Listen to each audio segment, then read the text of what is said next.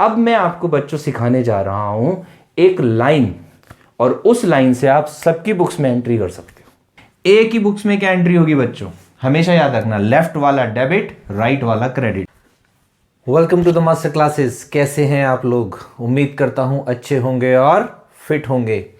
तो बच्चों, last class में हमने बेसिक जनरल एंट्री सीख ली थी कि कितने केसेस होते हैं, किस किस केस में कैसे कैसे एंट्री करी जाती है। आज हम सीखेंगे कि अगर मैच्योरिटी डेट पे ड्रॉई पैसे ना दे तो क्या होगा। यानी कि कोई भी जाए, चाहे ड्रॉअर खुद जाए, चाहे बैंक जाए, चाहे उसका कोई क्रेडिटर यानी कि एंडोर्सी जाए, या बैंक उसके बिहाफ पे कलेक्शन करने जाए, यही 4 केसेस थे। अगर ड्रॉई मना कर दे, नहीं दे रहा पैसे, जाओ कर लो जो करना है, फिर क्या करेंगे? इसको बोलते हैं बच्चों dishonour of a bill.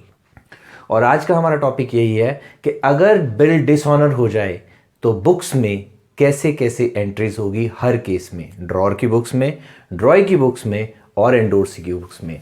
Bank की बुक्स हम नहीं बनाते। ओके, तो चलिए शुरू करते हैं आज की क्लास एक ब्रेक के बाद।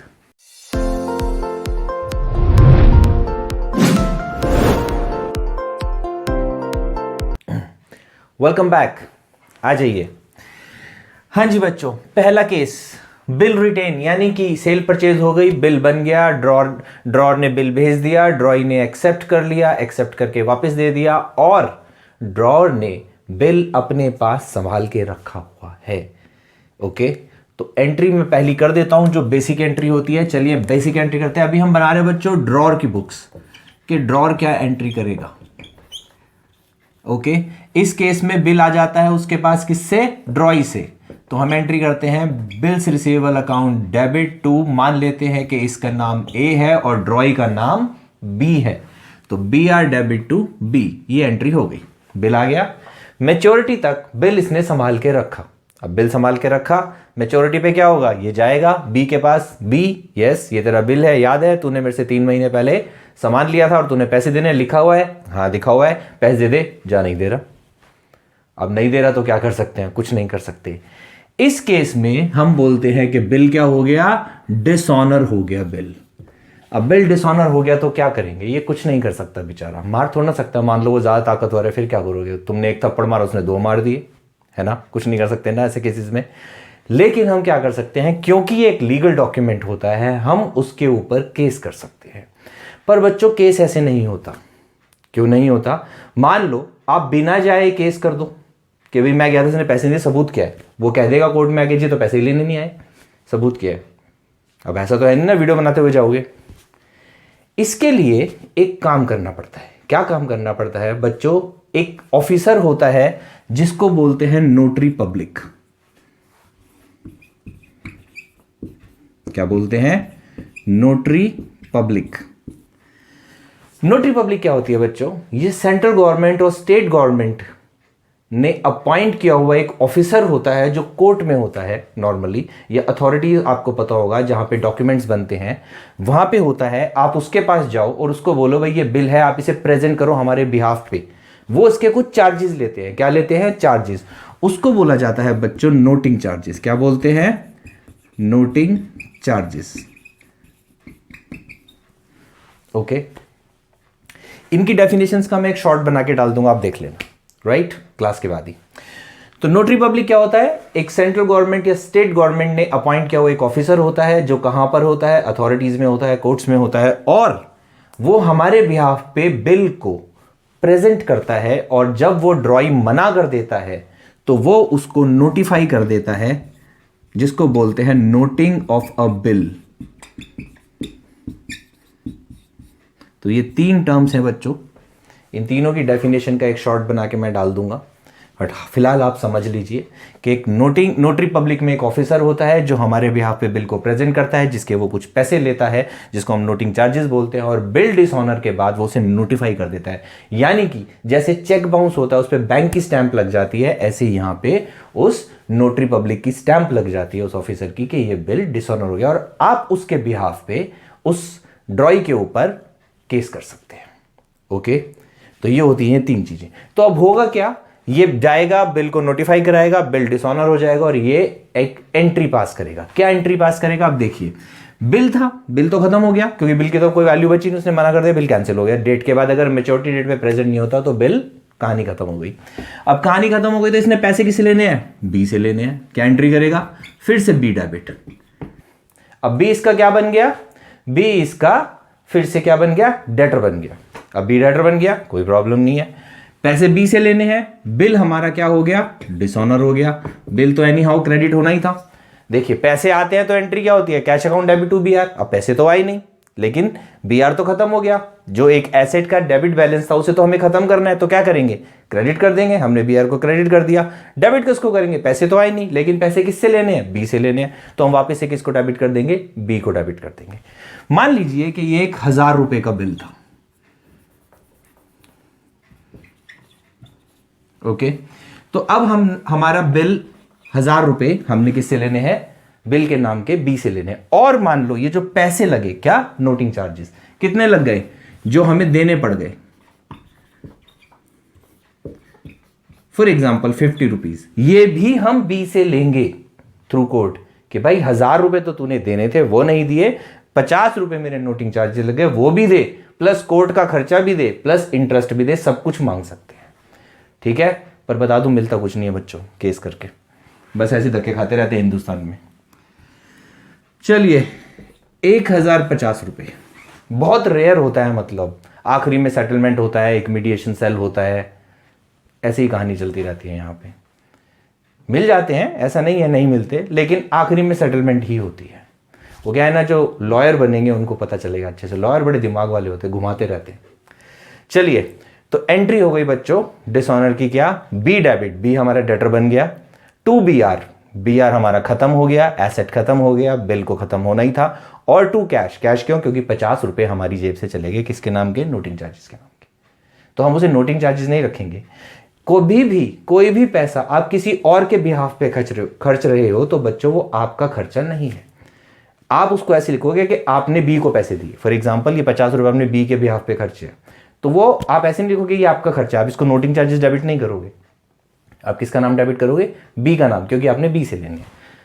ये हमेशा याद रखना। अगर आप अपने किसी फ्रेंड के बिहाफ पे कोई पैसे देते हो, फॉर एग्जाम्पल आपके फ्रेंड ने पिज़्ज़ा खाया और आप पैसे दे रहे हो, तो वो आपका खाने का खर्चा नहीं हुआ, आपका रेस्टोरेंट का बिल नहीं है वो आपका। आप ऐसे लिखोगे कि मैंने तो अपने फ्रेंड को पैसे दिए, राइट? तो आप उसका नाम लिख के कैश, जैसे राम को पैसे दिए, Ram debit to cash account, जैसे B debit to cash account, हमने बी को 50 रुपए दिए। क्यों दिए? दिए हुए नहीं है, ये हमने उसे वसूलने हैं, डेटर बन गया वो हमारा, गॉट इट? उसके बिहाफ पे दिया, अब उसे हमने लेने हैं। तो चलिए, पहला केस क्या था जिसमें बिल हमारे पास होता है, बिल डिसऑनर हो जाता है, नोटिंग चार्जेस मिला के हमने बिल को कैंसिल कर दिया। आगे की कहानी क्या है? बिल बी अभी पैसे देने को तैयार है या कोर्ट में जाके देगा, वो बात की कहानी है। फिलहाल हम सिर्फ डिसऑनर की एंट्री समझेंगे, डिसऑनर पे एंट्री हुई। हो सकता है बी पीछे पीछे आ जाए केस की सुन के लिए, भाई पैसे ले ले, माफ कर दे, ऐसा भी हो सकता है, और क्वेश्चंस में होगा भी। चलिए सेकंड केस, ये हटा रहा हूं सेकंड केस से पहले बच्चों, उम्मीद है ये समझ आ गया होगा। डिस्काउंटेड विद बैंक, हमने बिल डिस्काउंट करा लिया, क्या एंट्री होती है? बिल आ गया था, B R debit to B, discount करा लिया, एंट्री क्या हो जाएगी? Bank account debit. फिर से रिवाइज करा रहा हूं सारी entry, discounting charges account debit to B R, ये एंट्री होती थी। बिल चला गया हमारे पास से, फॉर एग्जाम्पल 1,000 रुपए का बिल था, बैंक ने 990 रुपीज दे दिए, 10 रुपए चार्ज काट के, यही एंट्री कराई थी। अब मैच्योरिटी पे क्या होगा? कौन जाएगा बी के पास? बैंक जाएगा, हम नहीं जाएंगे, हमारे पास तो बिल ही नहीं, हमारा बिल तो पहले क्रेडिट हो गया। देखो बिल खत्म हो गया, बिल खत्म हो गया, बिल हमारे पास नहीं है, हमारे पास पैसे आ चुके हैं। ओके, अब पैसे किसने लेने हैं? बैंक ले लेने हैं। कौन जाएगा? बैंक जाएगा। बी, हाँ जी ये तेरा बिल है, हाँ है, ए को पैसे देने थे, हाँ देने थे, अभी हमारे हाथ में है, हम बियरर है, आप हमें पैसे दे दो, यही लिखा है ना डेफिनेशन में। वो कहेगा अच्छा तुम आए हो ए के भी आप पे, हाँ जाओ, नहीं दे रहा। अब क्या होगा? अब बैंक इसको कुछ नहीं कहेगा बी को, बैंक कहेगा भाई कोई बात नहीं, आप नहीं दे रहे, ओके टाटा बाय बाय। वो भी बिल को नोटिफाई करवाएगा और सीधा आके ए के अकाउंट से पैसे उड़ा देगा। तो एंट्री क्या होगी? अब ड्रॉअर की बुक में देखिए, ये हम किसकी बुक बना रहे हैं? याद रखना, ड्रॉअर की बुक बना रहे हैं ये।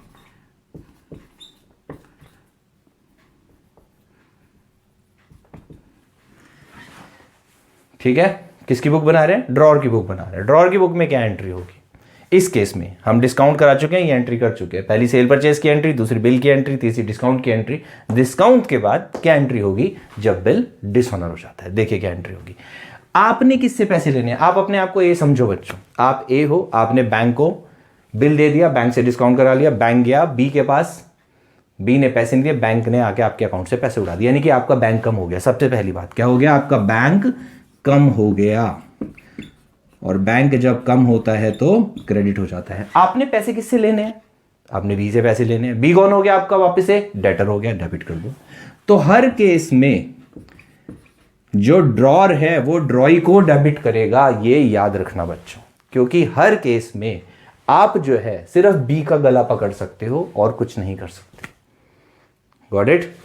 तो बैंक ने पैसे कम कर दिए। कितने पैसे बैंक कम कर देगा? बैंक नोटिंग चार्जेस मिला के कम करेगा, सीधा आपके अकाउंट से 1050 रुपीज उड़ा देगा। आपके बैंक से कम हो गए पैसे, और ये पैसे आपने किसे लेने? बी से लेने। तो आप देख रहे हो बच्चों कि हर केस में, पहले केस में आपने बी को डेबिट करा, सेकंड केस में हमने बी को डेबिट कर दिया। फर्स्ट केस में हमारे पास बिल था, हमने बीआर लिख दिया, सेकंड केस में बिल बैंक के पास, हमने बैंक लिख दिया। तो समझो कि डिसऑनर की एंट्री में सीधा सीधा सा लॉजिक है। क्या? ड्रॉर हमेशा ड्रॉई को डेबिट करेगा, और क्रेडिट किसको करेगा? जिसके हाथ में बिल है। बिल हमारे पास है, बीआर लिख देंगे, बिल बैंक के पास है, बैंक लिख देंगे। अगर बिल हमने एंडोर्स कर रखा है तो उसका नाम लिख देंगे, सिंपल। देखिए तीसरे केस में एंडोर्स कर दिया हमने, किसको किसको दे दिया? मान लिया सी को दे दिया। लीजिए, हमने सी को पैसे देने थे और हमने सी को बिल दे दिया, यानी कि बिल आया, बिल चला गया, भैया एंट्री नहीं होगी, ये वाली एंट्री होगी थर्ड केस में। ओके, अब कौन जाएगा उसके पास? अब सी जाएगा। बी, ये बिल है, इस पे लिखा है तू ए को देगा या बियरर को? मैं बियरर हूं, मेरे हाथ में पैसे दे दे। जा, नहीं दे रहा, कर लो क्या करोगे? ये भी बेचारा कुछ नहीं कर सकता। ये क्या करेगा? ये भी जाएगा, नोटिफाई कराएगा, नोटिंग चार्जेस के पैसे देगा और ला के मारेगा ए के मुंह पे, पटाक, ले भाई ये पकड़ अपना बिल, मेरे पैसे दे। अब ये ए यानी कि हम क्या करेंगे? हमने बी से लेने हैं और सी को देने हैं, तो एक हमारा डेटर बन गया और एक हमारा क्रेडिटर बन गया। कितने रुपए से? 1050 रुपए से। B debit to C. लो जी, आई होप समझ आ गया होगा। सिंपल, बी से लेने हैं, सी को देने हैं, क्या कर सकते हैं। हर केस में कौन डेबिट हो रहा है? बी। कितने पैसे से? Bill plus noting charges. Credit कौन होएगा? बिल, हमारे हाथ में तो बिल, बिल बैंक के पास है तो बैंक, सी के पास है तो सी। चौथा केस भी कर लेते हैं। चौथे केस में वो क्या कह रहा है कि बिल हमने भेज दिया कलेक्शन के लिए बैंक को। क्या एंट्री होती थी? Bill sent for collection account debit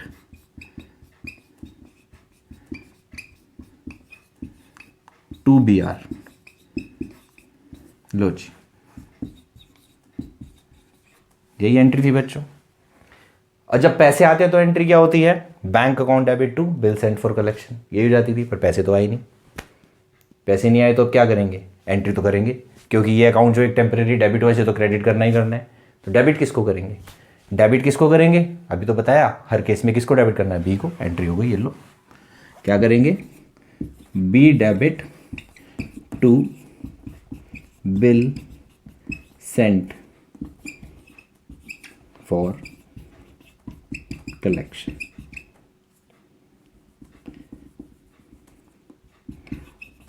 लीजिए, अब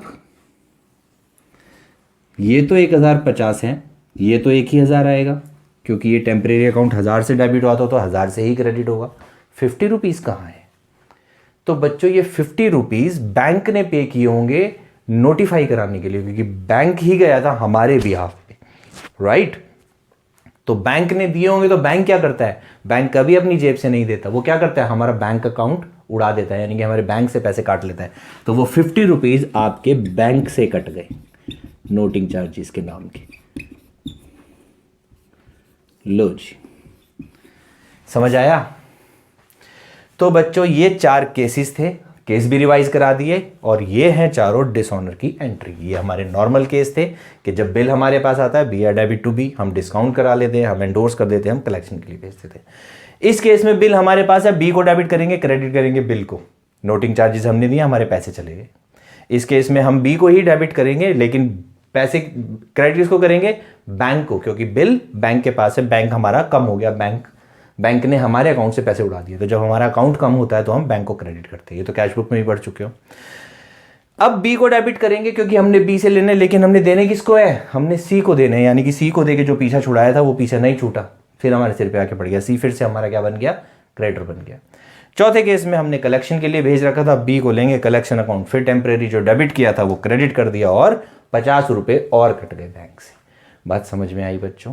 सिंपल एंट्रीज है, कुछ नहीं करना, सिंपल तरीका बता दिया आपको कि हर डिसऑनर के केस में आपने ड्रॉई को डेबिट करना है और बिल की लोकेशन, यानी कि बिल किसके पास है, बिल कहां है, उसको क्रेडिट करना है। हमारे पास है बीआर, बैंक के पास है बैंक, एंडोर्स कर रखा है एंडोर्सी, कलेक्शन के लिए भेज रखा है कलेक्शन।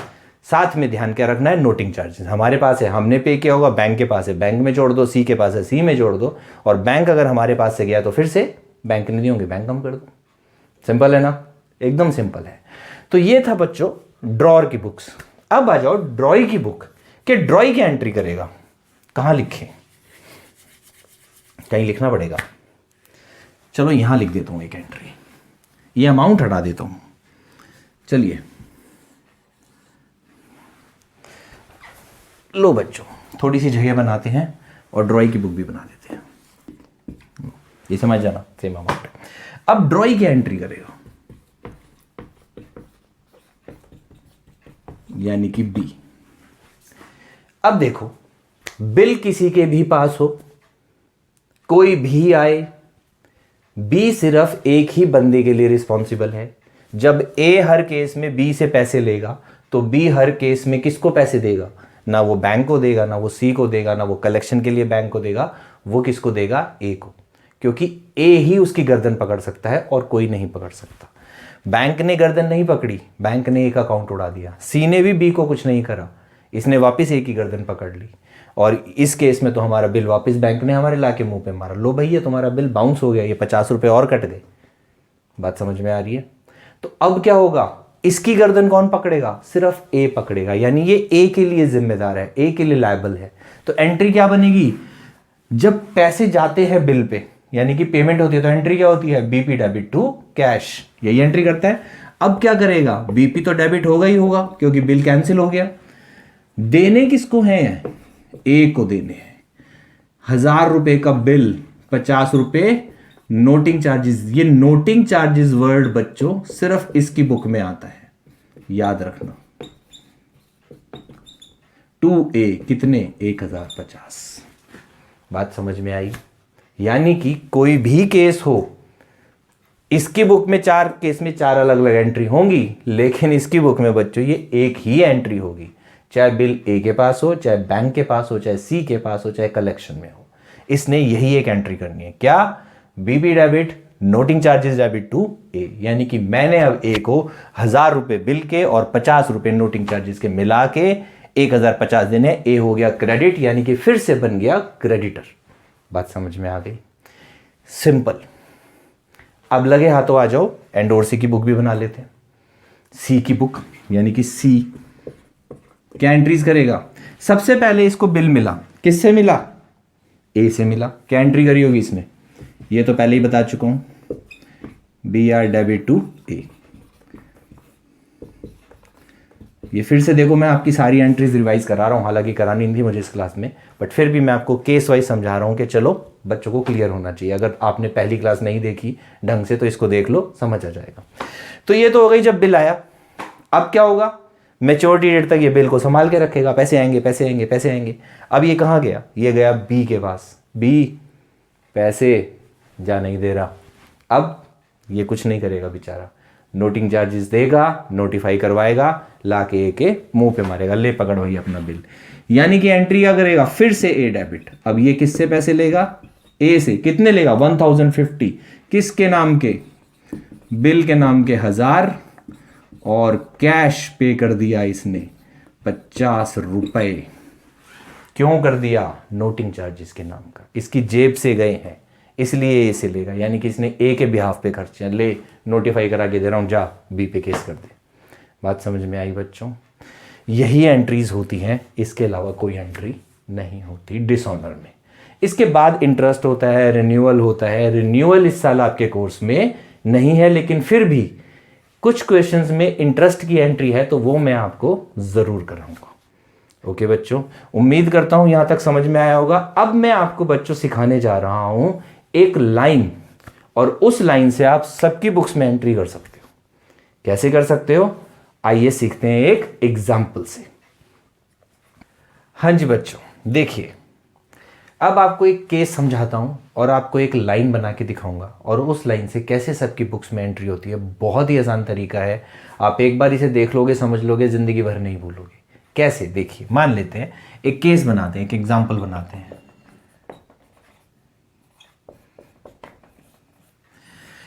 मान लीजिए ए है सेलर, इसने बी को कुछ सामान बेचा। ओके, यानी कि ये हो गया ड्रॉर और ये हो गया ड्रॉई। ओके, इसने बदले में इसको एक बिल दे दिया लिख के, 1000 रुपये ही अमाउंट ले लेते हैं। ओके, इसने ये बिल दे दिया सी को, सी ने दे दिया डी को, डी ने करा लिया बैंक से डिस्काउंट। ओके, कितने रुपए में, 990 रुपीज में। और मैच्योरिटी पे जब बैंक गया इसके पास, तो इसने पैसे देने से मना कर दिया, यानी कि बिल हो गया डिसऑनर। ओके बच्चों, अब देखिए एंट्रीज कैसी होगी सबकी बुक में। बहुत सिंपल, बहुत आसान तरीका। चलिए सबकी बुक्स बनाते हैं। मान लीजिए ये ए है, ये बी है, ये सी है, ये डी है, और बैंक तो बनता नहीं है, तो बैंक की बनाने की जरूरत है नहीं। ओके बच्चों, अब देखिए कहानी कहां से शुरू होगी। कहानी यहां से शुरू होगी। कहां से शुरू होगी, बिल्स पेबल। सबसे पहले बच्चों, जैसे ही ड्रॉर बिल लिखता है उसका कोई फायदा नहीं है। मैंने पहली वाली क्लास में भी बताया था, आप किसी पे कितने भी बिल लिख दो, जब तक वो एक्सेप्ट नहीं करेगा तब तक उसकी कोई वैल्यू नहीं है। जैसे ही इसने बिल एक्सेप्ट करा, बीपी जनरेट हो गया।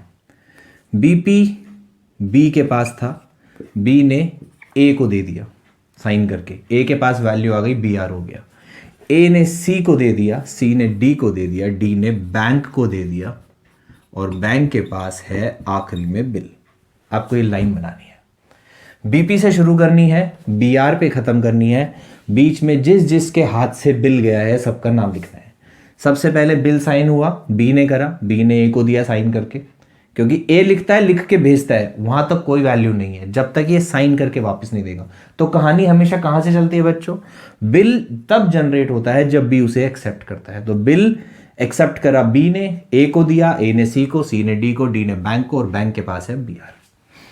आपको ऐसे एक लाइन बना लेनी है। ओके, अब देखो डिसऑनर की एंट्री क्या हो गया, बिल हो गया डिसऑनर। सबकी बुक्स में एंट्री करेंगे। ए की बुक्स में क्या एंट्री होगी बच्चों, हमेशा याद रखना, लेफ्ट वाला डेबिट, राइट वाला क्रेडिट। ए की बुक में एंट्री क्या हो जाएगी, B debit to C, left वाला डेबिट, राइट वाला क्रेडिट। बी की बुक्स में क्या एंट्री होगी, बीपी डेबिट टू ए।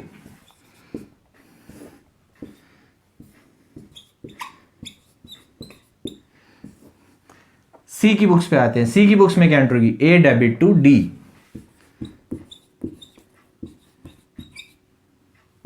और डी की बुक्स में एंट्री क्या होगी, सी डेबिट टू बैंक। लो जी, है ना सिंपल। एक लाइन में एंट्री सीख सकते हैं आप डिसऑनर की सबकी बुक्स में। अगर बैंक भी बनाना होता तो कोई प्रॉब्लम नहीं थी, D debit to B R, bank नहीं लिखना था, बट बैंक की बुक्स हम बनाते नहीं है। बहुत इजी है, क्या करना है, बीपी सबसे पहले सिग्नेचर होते ही बीपी क्रिएट हो गया। किसके हाथ में था, बी के हाथ में। किसको दिया, ए को, सी को, डी को, बैंक को, बैंक के पास बी आर है। एंट्रीज क्या करेंगे, जिसकी बुक है, ए की बुक है, तो ए अपने लेफ्ट वाले को डेबिट करेगा, राइट वाले को क्रेडिट करेगा। B debit to C including noting charges, याद रखना, लिख देता हूं, इंक्लूडिंग नोटिंग चार्जेस। ठीक है, ये क्या एंट्री करेगा, B, BP debit to A, BP debit, और ये नोटिंग चार्जेस लिखता है, ये मैंने आपको बता दिया था। ओके, फॉर एग्जांपल वही 1050 ले लेते हैं।